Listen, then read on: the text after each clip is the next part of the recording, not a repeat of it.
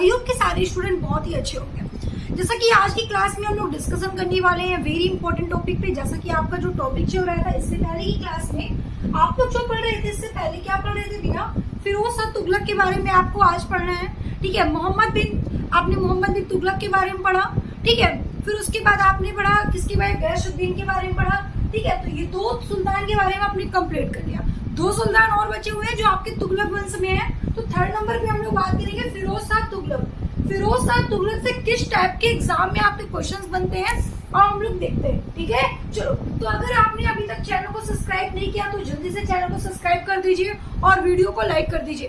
ठीक है, चलिए। अच्छा, अब एक बात याद आ रही है कि मैम आपने पढ़ाया था मोहम्मद बिन तुगलक के बारे में, तो आपने बताया कि मोहम्मद बिन तुगलक को पागल कहा जाता है, ये पागल सुल्तान है ऐसा बोला जाता है। तो ये अगर यही में जस्ट बात करें फिरोज शाह तुगलक की, अगर आपसे बोला जाए कि सबसे परोपकारी सुल्तान कौन से हैं, तो आप बताओगे फिरोज शाह तुगलक। ये सबसे परोपकारी सुल्तान है। इन्होंने लोगों के लिए, जनता के लिए बहुत कुछ किया, बहुत अच्छे अच्छे काम किए, लेकिन इन्होंने एक ऐसा काम भी किया जिसकी वजह से इन पे लोगों का क्वेश्चन होता है। ठीक है, लोग इन्हें गलत कहते हैं।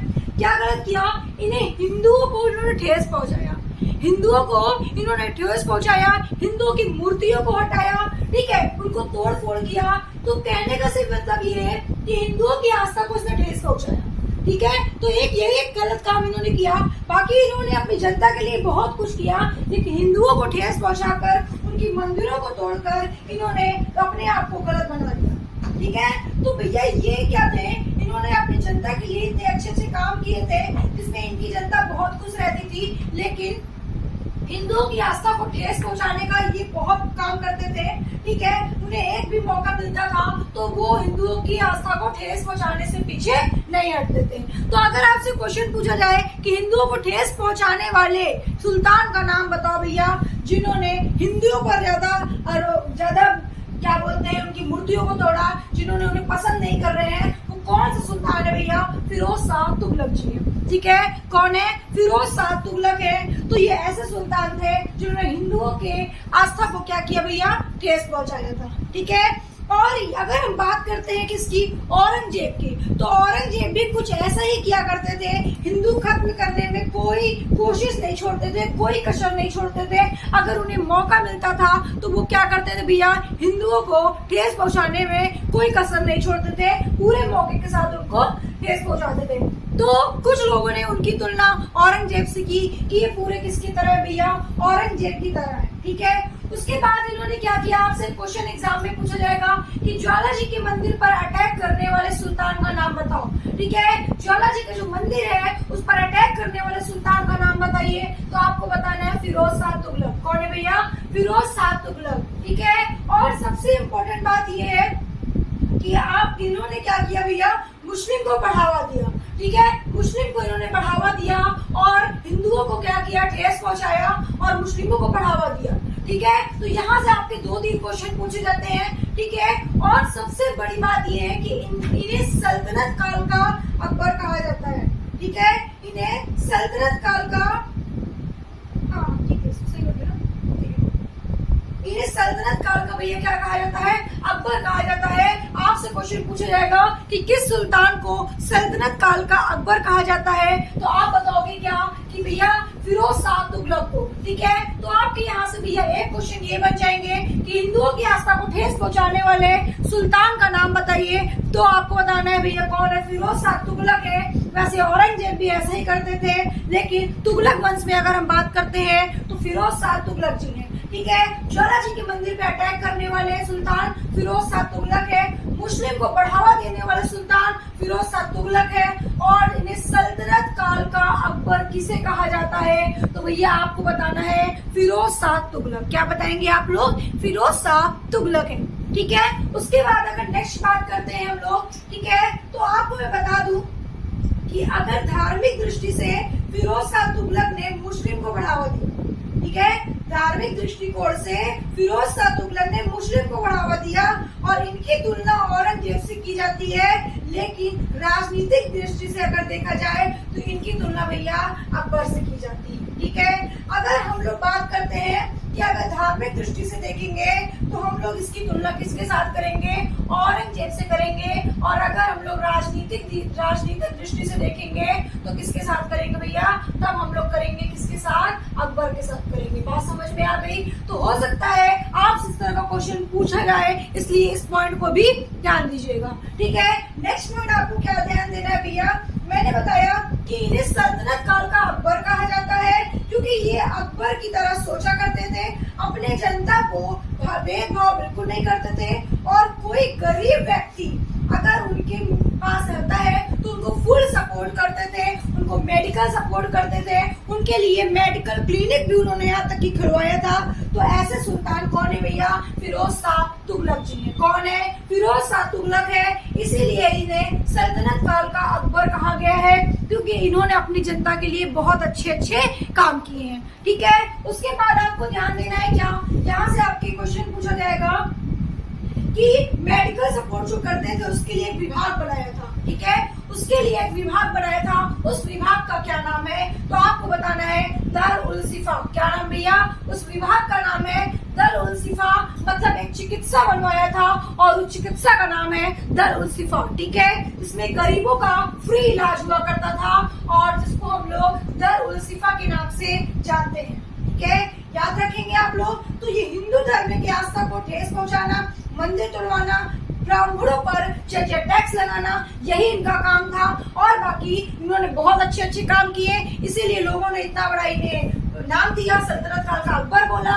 लेकिन सिर्फ एक गलत काम करते थे कि मंदिरों को तोड़ने का काम करते थे और हिंदुओं की आस्था को ठेस पहुंचाने का काम करते थे। तो इन सब वजह से इन्हें लोगों ने गलत कहा, इनकी तुलना औरंगजेब से की और इनकी तुलना अकबर से की। ठीक है, क्योंकि अकबर और औरंगजेब जो थे वो भी कुछ ऐसे ही थे, इसलिए इनकी तुलना भैया किससे की गई, औरंगजेब से की गई। और किससे की गई, तो आपको हो गए मैम अकबर से की गई। ठीक है, अब देखिए क्या हो भैया कि ये कई नगर की स्थापना की है। ठीक है, ये कई नगर की स्थापना की है। पहला हिसार, ठीक है, पहला हिसार, दूसरा आपका है फतेहाबाद, तीसरा फिरोजपुर, चौथा आपका है फिरोज शाह कोटला और पांचवा है फिरोजाबाद, छठवा है जौनपुर। ठीक है, इस तरीके से इन्होंने 6 नगर की स्थापना की।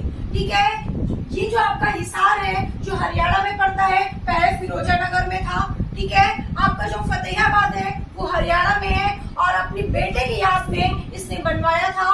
ठीक है, अपने बेटे की याद में भैया क्या किया था, ये शहर को बनवाया था, जिस बेटे का क्या नाम है, फतेह खान। ठीक है, फतेह खान इनके बेटे का नाम है। और किसने बनवाया था भैया, मैं बता दूं, ये हरियाणा में बनवाया गया था, जो हरियाणा में पड़ता है फतेहाबाद। ठीक है, और अपने बेटे के याद में फिरोज शाह तुगलक ने बनवाया था। ठीक है, फिरोजपुर हो गया आपका फिरोज शाह कोटला, ये क्रिकेट हुआ करता था। ठीक है, मतलब कि फिरोज शाह कोटला पे क्या होता था भैया, यहाँ पर क्रिकेट हुआ करता था। क्रिकेट भी होता है यहाँ पर। अगर आपसे पूछा जाए कि क्रिकेट कहाँ पे होता है, फिरोज शाह कोटला में होता है। ठीक है, और इसे फिरोज शाह क्रिकेट मैदान भी कहा जाता है। ठीक है, फिरोज शाह क्रिकेट मैदान भी कहा जाता है। ये किसने बनवाया, फिरोज शाह तुगलक ने बनवाया। इसीलिए अपने नाम से रिलेटेड सारा नाम इसने क्या किया भैया, दिया हुआ है। ठीक है, अब उसके बाद फिरोजाबाद हो गया, लास्ट आपका है जौनपुर। जौनपुर जो था इसे एमबीटी की याद में बसाया गया भैया। इसे एमबीटी बोले तो मोहम्मद बिन तुगलक। ठीक है, मोहम्मद बिन तुगलक की याद में इसको बसाया गया। और इनका बचपन का क्या नाम था मोहम्मद बिन तुगलक का, तो जूना खां था, जिसको क्या कहते हैं, पागल सुल्तान के नाम से भैया जाना जाता है। ठीक है, याद रखेंगे, जिन्हें पागल सुल्तान के नाम से जाना जाता है। अब आपसे यहाँ पे 2 क्वेश्चन बहुत इंपॉर्टेंट क्वेश्चन है। जगन्नाथ मंदिर पर आक्रमण, ठीक है, और ज्वालामुखी मंदिर पर अटैक या आक्रमण किसने करवाया था, फिरोज शाह तुगलक ने करवाया था। 2 क्वेश्चन याद रखिएगा। ब्राह्मणों पर जजिया टैक्स किसने लगवाया था, फिरोज शाह तुगलक ने लगवाया था। ठीक है, ब्राह्मणों पर भैया जजिया टैक्स किसने लगवाया था, तो फिरोज शाह तुगलक ने लगाया था। और ये गरीबों में पैसा बांटा करते थे, इसके लिए एक विभाग बनाया था। ठीक है, ये गरीबों में पैसा बांटा करते थे भैया, और उन्होंने पैसा बांटने के साथ साथ एक विभाग बना दिया। उस विभाग का क्या नाम था, तो दीवान ए खैरात, क्या नाम था भैया उस विभाग को, इन्होंने क्या बोला, दीवान ए खैरात। तो आपसे पूछा जाएगा फिरोज शाह तुगलक ने जो विभाग बनाया था, जिस विभाग में लोगों को पैसा बांटते थे, लोग गरीबों को पैसा बांटते थे, उस विभाग का क्या नाम दिया, दीवान ए खैरात नाम दिया। ठीक है, अब भैया अभी मैंने जस्ट बताया था चिकित्सा बनवाया, तो चिकित्सा भैया जो बनवाया उसका क्या नाम था, दल उल सिफा नाम था। और फिर फिरोज साहब की यहीं पे हो जाती है भैया मृत्यु 1388 में। ठीक है, 1388 में मृत्यु हो जाती है इनकी। 1351 से लेकर 1381 तक फिरोज शाह तुगलक यहाँ थे। उसके बाद भैया 1388 में क्या हुआ, इनकी मृत्यु। ठीक है, 1388 में क्या हुआ भैया, इनकी मृत्यु हो गई थी।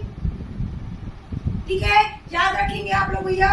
और अगर आपसे पूछा जाए मोहम्मद बिन तुगलक की मृत्यु कब होती है, तो आप बताओगे क्या, 1351 में। ठीक है, कब हुई थी मोहम्मद बिन तुगलक की मृत्यु, 1351 में होती है। इनकी मृत्यु के बाद तुगलक वंश की समाप्ति होने लगी और आयोग आगे भैया चलने लगा। ठीक है, फिर वहीं से आपका दूसरा वंश शुरू हो गया। ठीक है, जिसे हम लोग क्या कहते हैं भैया, अच्छा ठीक है, ठीक है, याद रखेंगे। 1391 भैया एमडीटी मोहम्मद बिन तुगलक की क्या हो गई, मृत्यु हो गई। और 1381 में फिरोज शाह तुगलक की मृत्यु हो गई। जब इनकी मृत्यु हो गई भैया, तो एक और सुल्तान आए इनके बाद, जिसका नाम क्या था, जिसको अंतिम सुल्तान कहा जाता है, नसीरुद्दीन महमूद। ठीक है, क्या नाम था भैया, इसका नाम था नसीरुद्दीन महमूद, जिसमें हम लोग कल की क्लास में डिस्कशन करेंगे कि नसीरुद्दीन महमूद कौन थे। ठीक है, और इनका क्या क्या काम था। तो आज की क्लास में फिरोज शाह तुगलक के बारे में आप लोगों ने पढ़ा, नसीरुद्दीन महमूद के बारे में हम लोग कल पढ़ेंगे। और कल की क्लास में थोड़ा सा एमसीक्यू से रिलेटेड कुछ डिस्कशन करेंगे। और जितने भी एमसीक्यूज मैंने अभी तक आपको, जितने भी मैंने आपको अभी तक टॉपिक पढ़ाया है तुगलक वंश का, उससे जो भी क्वेश्चन छूटे होंगे मैं रिविजन करा दूंगी आप लोगों का। ठीक है, और फिर एमसीक्यूज के साथ पूरे क्वेश्चंस को एक बार रिपीट करूंगी, जिससे कि आपका एक भी टॉपिक ना छूटे। जो क्वेश्चंस आपका कोई टॉपिक पढ़ाते वक्त छूट भी गया होगा, तो उसे एमसीक्यूज में कवर करा दिया जाएगा, ताकि आपका एक भी क्वेश्चन ना छूटे। ठीक है, तो ये हुआ भैया आपका फिरोज शाह तुगलक। उसके बाद आप लोग नसीरुद्दीन महमूद के बारे में पढ़ोगे, और फिर आपका यहाँ से तुगलक वंश कंप्लीट हो जाएगा।